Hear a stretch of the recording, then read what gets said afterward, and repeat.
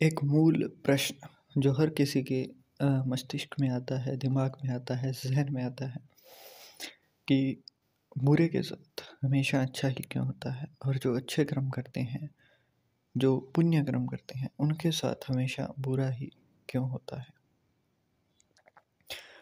बहुत बार आपने ये चीज़ें देखी होंगी कि जो समाज में जो बुरा काम कर रहा है, जैसे कोई नशा बेच रहा है या फिर जिसने अपने ही भाई को मारकर संपत्ति हड़प ली, या फिर जो हमारे साथ जिसको हमने बहुत अच्छा दर्जा दिया अपनी ज़िंदगी में, जिसके लिए हमने बहुत कुछ किया, उसने at the end of story मतलब अंत में जाते जाते उसने हमें ही बुरा बताना शुरू कर दिया, जिसके लिए आप अपने प्राण देने को तैयार थे।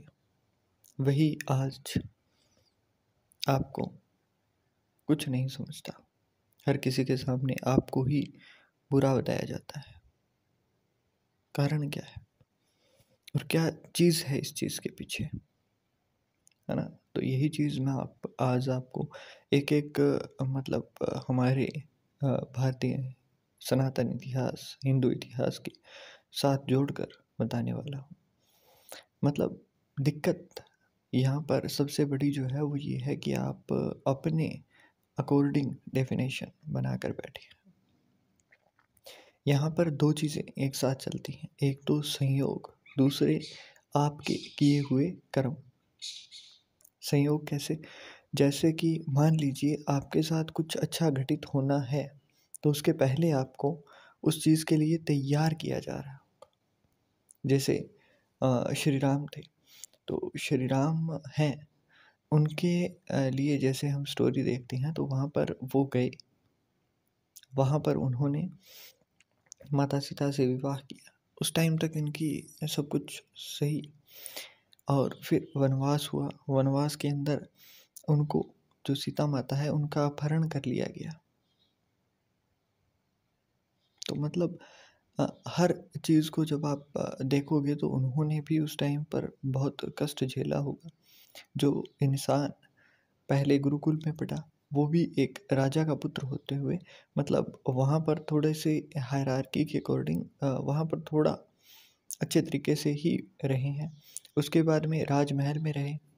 उसके बाद में अगर किसी को बोल दिया जाए कि 14 साल तक आपको वन में रहना है, वन में तो कोई सुविधा नहीं होती, वहाँ पर कोई दास दासी कुछ नहीं थे। मतलब उनको अपने जीवन निर्वाह के लिए सब कुछ खुद ही देखना था, खुद ही करना था। अब वहाँ पर वो जो उनकी ज़िंदगी पलटी है उसको बिल्कुल करीब से वो लोग समझ रहे होंगे जिनके साथ अभी कुछ बुरा हुआ है, जिनके खुद के हालात अभी इस टाइम पर बहुत ज़्यादा अच्छे नहीं हैं। परंतु उसके बाद में वहाँ पर भी जब सीता माता का हरण हो जाता है, तो वहाँ पर भी उनको एक और झटका लगा। मतलब उनकी अर्धांगिनी, उनका जो वियोग हुआ, उनके साथ जब वो सब कुछ घटा तो वहाँ पर भी वो बहुत ज़्यादा दुखी हुई हैं। उसके बाद में जब रावण का वध हुआ, तो वहाँ तक की जो स्टोरी है, उसके अंदर जब हम 14 साल का ये टाइम देखते हैं, तो वही चीज़ें ही तो हमारे साथ भी होती हैं। मतलब राम से श्री राम बनने की जो ये सारी की सारी चीज़ है, वहाँ पर आप ये चीज़ें भी तो इग्नोर मत करिए कि आपको जब बुरा टाइम दिखाई दे रहा है, तो वहाँ पर भी आपके लिए कुछ अच्छा होने वाला है और कुछ अच्छा होने की ही तैयारी में हो आप। आज के दिन में अगर मान लीजिए आप कह रहे हैं कि मेरे साथ ही बुरा क्यों हो रहा है, तो आप उन चीज़ों के लिए भी धन्यवाद करना भूल जाते हैं, जो चीज़ें आपके साथ आज के दिन भी अच्छी हैं। अगर आपके पास अपना मकान है, तो मतलब बहुत से करोड़ों लोगों से अच्छे हैं आप। अगर आपको 2 वक़्त की रोटी, 2 वक़्त का भोजन मिल जाता है, तो बहुत लोगों से अच्छे हैं आप। अगर आपको शरीर है, जैसे कोरोना के समय में 2 साल के टाइम पर बहुत सारे लोग अपना जो जमा पूँजी था वो सिर्फ़ इसीलिए लगा रहे थे ताकि वो बस अब ज़िंदा रह जाएँ। अगर आप ज़िंदा हैं, तो बहुत अच्छे हैं आप। अगर आपका शरीर पूरा काम कर रहा है, तो बहुत अच्छे हैं आप। बाकी रही बात जो मूल प्रश्न है हमारा कि बुरे कर्म का फल अच्छा ही क्यों होता है और अच्छे कर्म का फल बुरा ही क्यों होता है, तो ये भ्रांति है आपकी।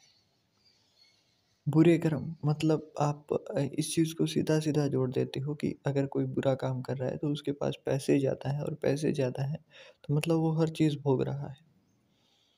कभी जैसे अभी मेरा तो काम है, तो मैं जैसे इधर उधर कंसल्टेशन वगैरह लेता हूँ, तो आपको एक चीज़ सीधी सी कहना चाहूँगा, जिसके पास पैसा है उसके पास प्रॉब्लम्स भी उतनी ही ज़्यादा हैं। डिप्रेशन, नींद ना आना, गर्मी में भी सर्दी का महसूस होना, सर्दी में गर्मी का महसूस होना, ये दिक्कतें किसी गरीब घर के बच्चे को होती हैं? नहीं होती हैं। बहुत कम चांसेस हैं कि होंगी। पर सब कुछ होते हुए भी अकेला रहना, सामने आपके पूरी भीड़ है, पर फिर भी आप अपनी बातें किसी को खुलकर नहीं कह पाते हो। वो भावना जो है, वो मैंने उन जो आपके अकॉर्डिंग बुरे कर्म करके अच्छे जीवन का यापन कर रहे हैं, उन लोगों के अंदर, उन परिवारों के अंदर देखी है। और ये होता है जब आप दूसरों का हक खाते हैं, दूसरों के लिए कुछ बुरा कर रहे हैं, तो यहाँ पर सीधा-सीधा है कि आप अगर नीम का वृक्ष उगा रहे हैं तो वहाँ पर आम थोड़ी लगेगा, वहाँ पर आम नहीं लग सकता ना। तो बस यही चीज़ है, बाकी अच्छा कर्म आप कर रहे हैं तो उसके साथ-साथ आपको खुशी भी तो मिल रही है। मान लीजिए आपने किसी गऊ को भोजन करवाया और वहीं किसी ने देखा आपको और उसने बोल दिया कि भैया अच्छा काम कर रहे हो, तो आपको अंदर से प्रसन्नता होगी। चलो किसी ने नहीं भी देखा फिर भी आपको एक अंदर से संतुष्टि होगी कि हमने उसके लिए ये किया। आपको तो अंदर से संतुष्टि हुई। बाकी कल को अगर उसी गऊ ने आपको, मान लीजिए उसको कोई दिक्कत हुई या फिर उसके ही बच्चे ने, किसी बछड़े ने आपको टक्कर मार दी जब वो बैल बना, या फिर उसने आपके पैर के ऊपर पैर रख दिया, पैर कुचला गया आपका, तो उस समय दर्द हुआ, मानी बात। पर वो सारी चीज़ें आपके साथ एक संयोग मात्र होती हैं। हर चीज़ जो आपके लिए हो रही है वो आपके लिए अच्छे के लिए ही होती है। ये चीज़ आप जब जानना शुरू कर देंगे तब आपको इतना कष्ट नहीं होगा। आप हर रोज़ सिर्फ 10 मिनट के लिए समाधि धारण करके देखिए, मतलब मेडिटेशन करके देखिए। उस समय आप सिर्फ इतना सोचिए कि अगर आप आज नहीं रहे, आज ही अगर आपके प्राण निकल गए, तो उससे महीने, 2 महीने, 6 महीने, साल बाद क्या कोई फ़र्क पड़ेगा? क्या असलियत में किसी के जीवन को उतना ज़्यादा असर हुआ? कोई आपके पीछे मृत्यु तक पहुँच जाएगा? क्या ऐसा हो सकता है? अगर नहीं आता है जवाब, तो यहाँ पर खुद को पहचानना शुरू करने की आवश्यकता है, क्योंकि हम सारी उम्र दूसरों के लिए ही तो जीते हैं। जिसने हमें बनाया, हमने उसकी आराधना नहीं की।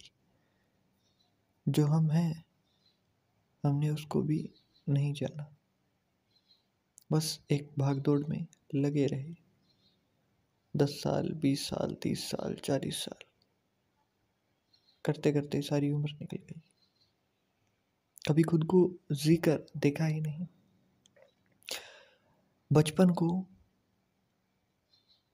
ही क्यों याद करके रोकते हैं ज़्यादातर लोग? क्योंकि बचपन में आपने अपने आप को जिया होता है। तो उसी तरीके से ही सिर्फ कर्म, अच्छे कर्म, बुरे कर्म, इन चीज़ों को सोचकर खुद को बहुत ज़्यादा नेगेटिव थॉट्स से मत गिरने दीजिए। एक चीज़ याद रखिए, वो देख रहा है। जब उसने हमें भेजा है तो भूखा तो नहीं सोने देगा। कुछ ना कुछ तो किसी ना किसी प्रयोजन के लिए ही भेजा है ना। कोई तो ज़रूरत है हमारी, तभी हम आए हैं। जब तक आपका हर एक-एक प्लान फ़ेल नहीं होता, जब तक आप बिल्कुल टूट नहीं जाते, और उसके बाद भी आपको जब एक नया जीवन मिलता है, तो उन दोनों चीज़ों के अंदर आप बस एक चीज़ याद रखिए कि वो समय नहीं रहा तो ये भी नहीं रहेगा। मैं मानता हूँ कि इस समय में आपको हर तरीके के थॉट्स आते हैं कि अच्छा, हमने तो बहुत किया परंतु हमारे साथ ही बुरा हो रहा है। पर बस एक बार आप लंबे श्वास लेकर इस चीज़ को छोड़ दीजिए कि हमारे साथ क्या हो रहा है, क्या होगा। बस चलने दीजिए जो कुछ चल रहा है। अंत में सब कुछ अच्छा ही होगा।